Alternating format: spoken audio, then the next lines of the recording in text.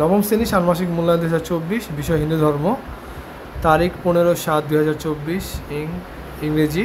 প্রশ্ন উত্তর। তো আপনাদের কাজে 4 ছিল যে আপনার হচ্ছে তোমার বিদ্যালয় বা এলাকায় এমন একটা উদ্যোগ নিবে যেটা হচ্ছে হিন্দু ধর্মের মধ্যে হচ্ছে একটা মানবিক কাজ বা মানবিক গুণাবলীর কাজ। তো সেই কাজটা যে আপনারা নেবেন, উদ্যোগটা নেবেন, সেটার হচ্ছে নিয়ে হচ্ছে একটা প্রতিবেদন লিখতে বলছে। তো আমরা হচ্ছে এই প্রতিবেদনটা নিয়ে হচ্ছে আজকে আলোচনা করব। তো এলাকায় মন্দির স্থাপন, এই প্রতিবেদনের শিরোনাম দিয়েছে আমি এলাকায় মন্দির স্থাপন। তারপর হচ্ছে আপনি এইভাবে এটা লিখে দিবেন যে মন্দির বা আশ্রম হলো তাদের পবিত্র স্থান বা বেদ, তাদের পবিত্র আদি গ্রন্থ।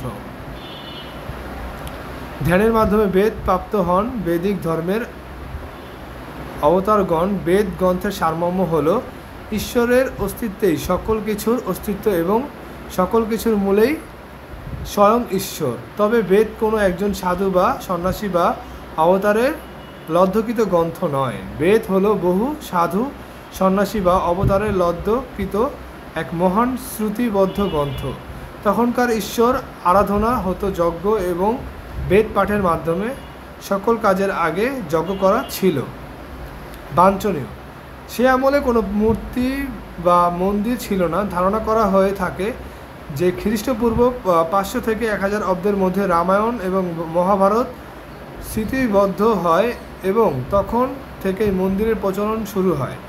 আমাদের এলাকায় অনেক ধর্মের মানুষ বসবাস করে, কিন্তু হিন্দু ধর্মের মানুষ তুলনামূলক কম, তাই এখানে কোনো মন্দির নেই। তাই আমরা এলাকার লোকজন অনেকজন মিলে এখানে হিন্দু পট্টিতে একটি মন্দির স্থাপন করব, যাতে সহজেই হিন্দু ধর্মের মানুষ পূজা করতে পারে। আর হিন্দু ধর্মের শাস্ত্রে আছে মন্দির স্থাপন অনেক বড় সৌভাগ্যের কাজ এবং কেউ যদি মন্দির স্থাপন করে তাহলে তার স্থান হবে স্বর্গ।